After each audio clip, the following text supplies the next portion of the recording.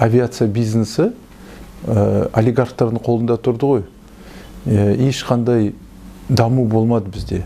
Тек қана сол бір ғана Air Астана компаниясы ғана дамыды, қалған компанияларға еш даму жоқ. Сонымен қатар авиация, аэропорттар, авианавигациялық жұмыстар, авиация комитеті өз жұмыстарын тиянақсыз орындап жатты. Оның бәрі біз білеміз, өйткені жемқорлықтың мәселесі болды, тағы басқа деген сияқты. Міне соның кесірі, міне осындай ұшақтың құлауына әкелді. Көтерілген ұшақ жоғары көтерілмей құлаған. Ол деген сөз құлаған. Ол жаңағы 2 этажды ғимаратқа соғысқан, содан құлаған.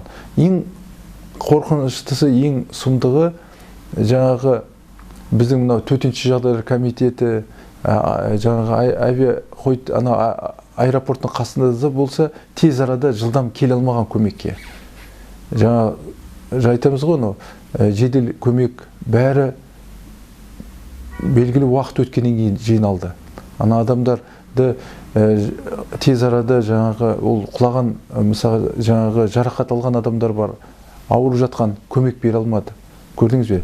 Бұл деген сөз авианавигация, жаңағы біздің жаңағы медицина жедел қызметі, сонымен қатар төтенше жағдайлар қызметі, бұның бәрі тез, жылдам ешқайсысы жұмыс істей алмады бұл жағдайда. Сол себептен бұл біздің қазіргі үкіметіміздің мәселесі. Бүгінгі күні біз көріп отырмыз, жиналыстар өткен кезде үкіметте қалай өтеді? Бәрі бір-бірімен жаңағы тіл жаласқансып, әңгіме айтып, бағдарламаларын таныстырып, соны қабылдап, сонымен қалдырады. Ешкім сөгіс жариялап, бір нақты, бір белгілі бір бақылау жоқ ешқандай. Сол себептен біздің қазіргі үкімет қызметінен кетіру керек. Премьер-министрді қызметінен кетіру керек. Мұндай жағдайды, осындай жағдайға туындаған үшін премьер-министрдің түгел үкіметі қызметінен кету керек, жұмыстан кету керек. Бұл сұмдық, бұл ұлттық трагедия деуге болады бұны. Ұлттық трагедия. Обал, қаншама балалар бар, жаңа ұшақта отырды, кішкентай балалар бар. Қандай мынандай жағдайға жеткізгені, бұл біздің сол жаңағы шенеуніктердің арасындағы жаңағы жемқорлық, бір-бірімен таныстық, туысқандық, кландық істің кесірінен болып отыр.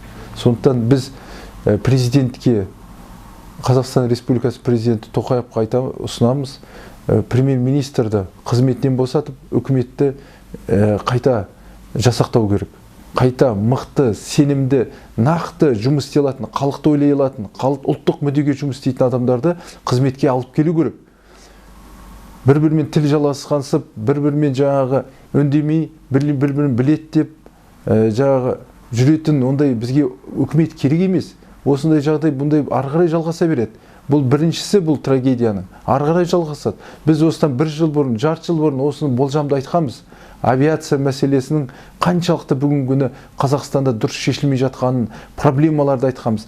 Жемқорлық, олигархтардың бақылауымен тұрған комитет, бұл министрлік бәрі. Сондықтан міне уақыт келді, халықтың жағдайын ойлайтын кез келді, ұлттық мүддені ойлайтын кез келді. Егер оны біз тез арада ол мәселені жоғары дәрежеге қоймайтын болсақ, біз онда ертең осындай трагедияларға келе береміз.